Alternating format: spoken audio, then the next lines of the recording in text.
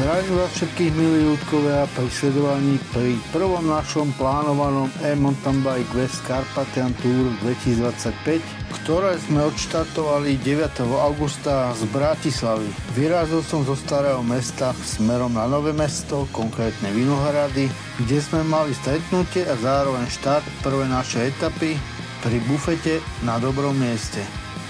Bol som tam prvýkrát, ale páčila sa mi tá vinohradnícka lokalita, čiže to na mňa spravilo dobrý dojem, ale keďže naše stretnutie bolo naplánované na rannú 9 hodinu, takže z dôvodu neskorších otváracích hodín občerstvenie nebolo možné. Peťko za chvíľočku dorazil a ihneď sme vyrazili na túto nádhernú, epickú, dobrodružnú akčnú cestu cez rôzne časti slovenskej zeme.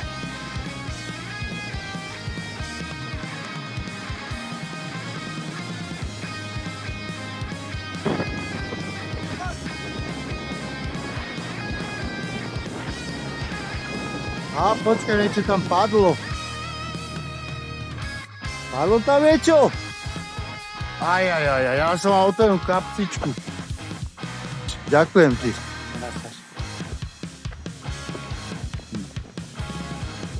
Pokračujeme ďalej cez Krásňany, cez Raču a potom na Svätý Jur, kde si pôjdeme pozrieť zrúcaninu hradu Biely kameň.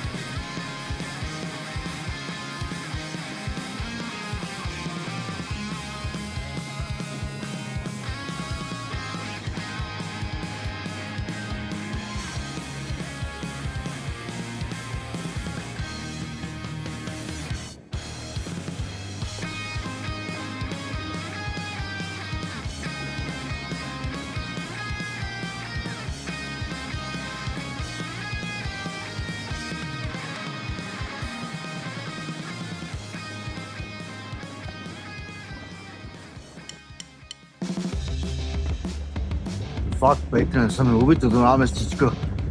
A mi sa to hneď páčilo, že že sem ísť a tu som si niekde sadnúť do krčmičky alebo na vínko. Aha. Vieš, Taká malá kvízová otázočka, ako skončí naša konverzácia o víne? Super, ale nakoniec som našiel Ale je. parádne pivo. Hej, A čo pozri sa, čo teraz zase stretujem ďalších ľudí, tak je, že v Nitriansky kraj, tady pôjdeme aj to Počany, tí dávajú, že výlety za vínom. hej. Môžeme si aj vínko niekedy dať pohľadný na miesto piva, jasne. A tam to skoro opäť. No, však áno. Tu je voda, kebyže chceš, ale si vypýtame si od niekoho. Tak ja načakujem. A teraz príde odpoveď. A tak poďme na pivo. OK.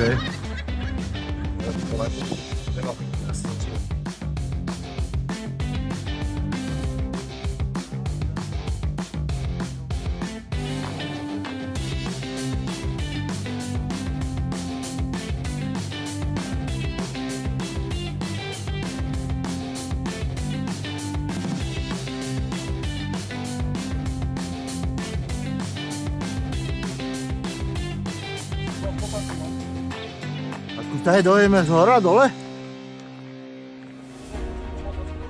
Aha. Hej. A práve kričíme na zrúcaninu hradu Biely kameň v Svätom Júri. Tento hrad bol postavený pred rokom 1271 na vršku oproti miestnemu hradisku a slúžil ako sídlo svätojurskej línie grófov zo Svätého Jura a Pezinka. Iniciátorom stavby bol gróf Abraham I. Prvá písomná zmienka o hrade pochádza z roku 1271, keď ho dobil Přemysl Otakar II. pri svojej jarnej výprave do Uhorska. Koncom 80. rokov 13. storočia napadli a obsadili Svätojurský hrad oddiely rakúskeho vojvodu Albrechta I. Habsburského. V tom čase hrad pozostával z hlavnej obytnej veže, palácovej časti, hospodárskych budov a hradobného múru nad suchou priekopou. V priebehu druhej polovice 14. storočia dali právnuci grófa Abrahama I. hrad prestavať v gotickom slohu a pristavali aj vonkajší hrad. Vzniká tak dobre opevnená kamenná pevnosť s niekoľkými vežami, zväčšenými skladovými priestormi a s rozšíreným palácom s gotickou kaplnkou. Tu mi Fiďko ukazoval, že sa dá ísť aj odzadu, ale my sme si to skrátili cez tento potôčik.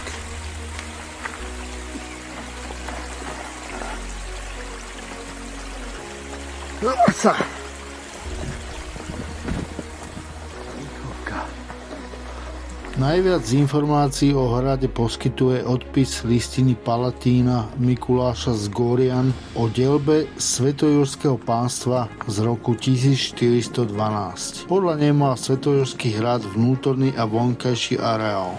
Vnútorný hrad mal obdĺžnikový tvar v tvare obrateného písmena D, uzatvárajúce menšie nádvorie. Tu sa vypínali dve hlavné veže. Veľká niekde v južnom trakte hradu, ktorá bola pravdepodobne aj obytná, a druhá zrejme na jednom z nároží o niečo menšieho významu.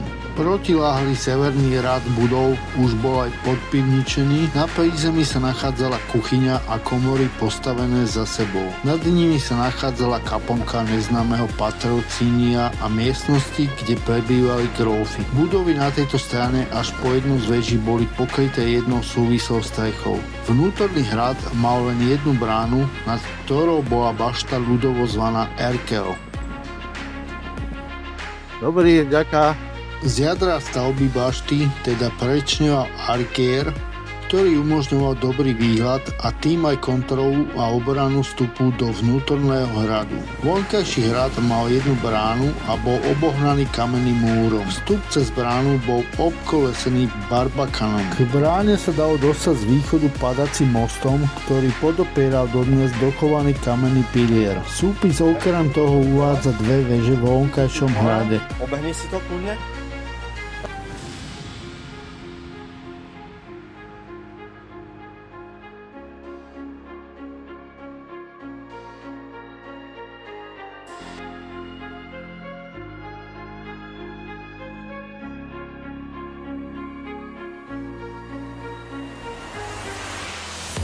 Opúšťame hrad Biely kameň, fičíme cez Svätý Jur smerom na Pezínok a z Pezínka prejdeme do Kučiždorskej doliny a pozrieme si Kučiždorskú priehradu.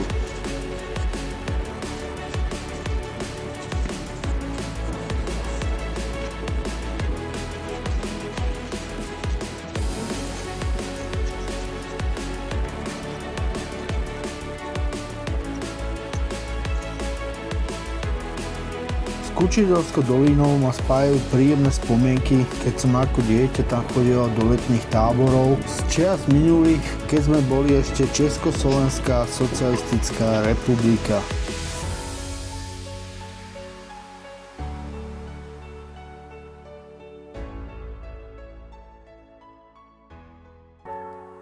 Od Kučiždorskej doliny šlapeme ďalej cez Malé Karpaty popri Harmonii, okolo hotela Zochová chata, ďalej smerom na Sklennú hutu a odtiaľ budeme pokračovať po hrebení a zároveň k vrchu Klokoč.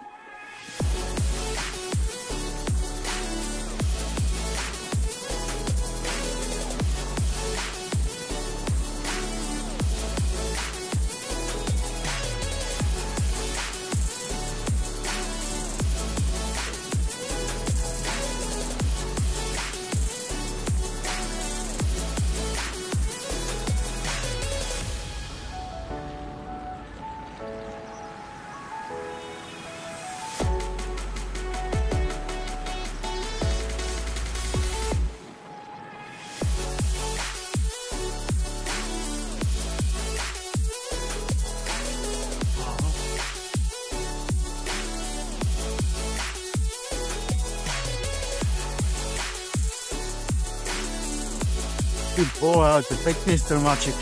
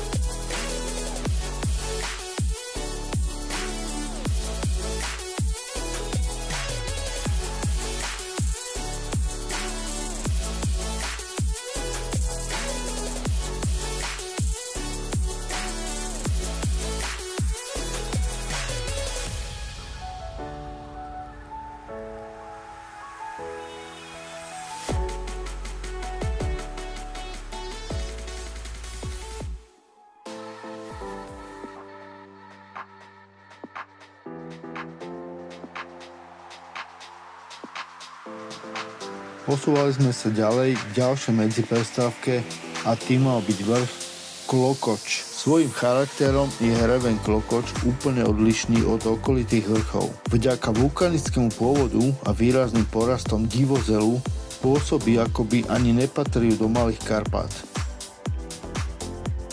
Ale je tady krásne. Turistika v tejto lokalite je nenáročná a z vrchov i celého hrebeňa sú krásne výhľady na okolité hrebene Malých Karpát. Samotný vrchol Klokoča je označený neveľkým dreveným krížom, do ktorého je možné si zatlcť klinec. Zároveň je tu umiestnená aj vrcholová kniha.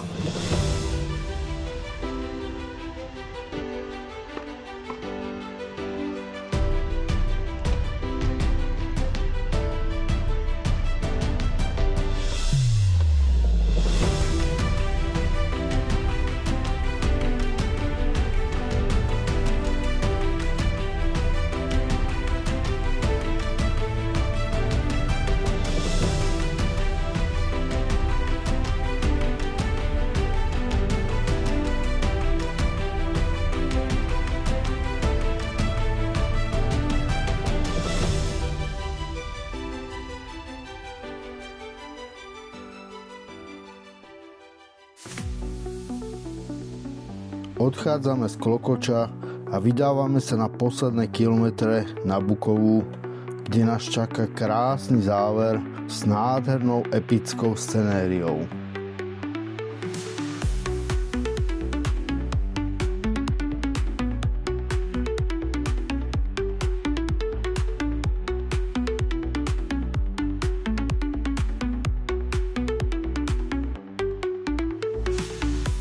Ku koncu dodám, že táto naša prvá etapa prebehla bez problémov. Videli sme nádherné miesta, ako napríklad krásne vybudované námestíčko vo Svetom Jure, ako aj ich miestnu zrúcaninu hradu Biely kameň, takisto Kučižorskú dolinu a veľmi sa mi páčila táto trasa po hrebení a k vrchu Klokoč a na záver nádherný západ slnka na Bukovej. PS, ako vždy vám nechám pod popisom videa webové linky, ako aj túto trasu. Tak a teraz si to môžete so mnou vychutnávať. Čaute!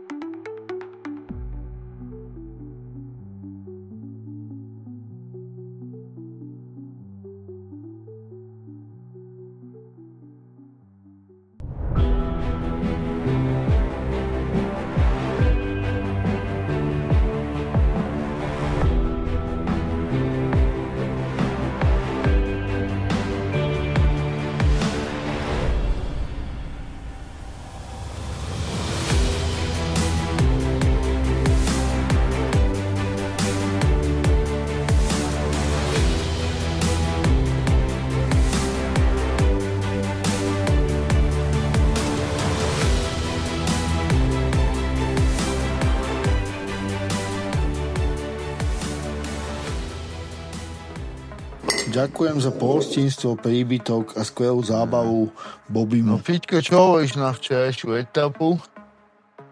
Záver bol najlepší. Do polnoci. No úplne, hej, after party. No a čo bol tvoj najlepší highlight, alebo čo naopak, čo sa ti nelúbilo? Čo sa mi nelúbilo? No, všetko sa mi ľúbilo včera. A čo nás dneska čaká? Dneska 2 hrady, dobrá voda na začiatok. Potom peklo na považi. Hádam obed a dobíjanie v Piešťanoch. Tam by mohlo byť pekne, musíme si nájsť také pekné miesto. Nabiť zase všetko, čo najviac, možno aj viac ako hodinu a pol. A potom prejsť cez Inovec na druhú stranu na Hornú Nitru.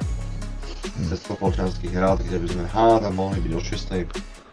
Tam by sme mohli... No to je dobrý čas, hej. A už z Topolčianskeho hradu do kempu je to... Hej, na Duchonku, presne. Máme za 15 minút, to už raz, dva. No a na Duchonke pivečko, hambače americké. Ja sa vôbec nepočujem. Co? Hádej.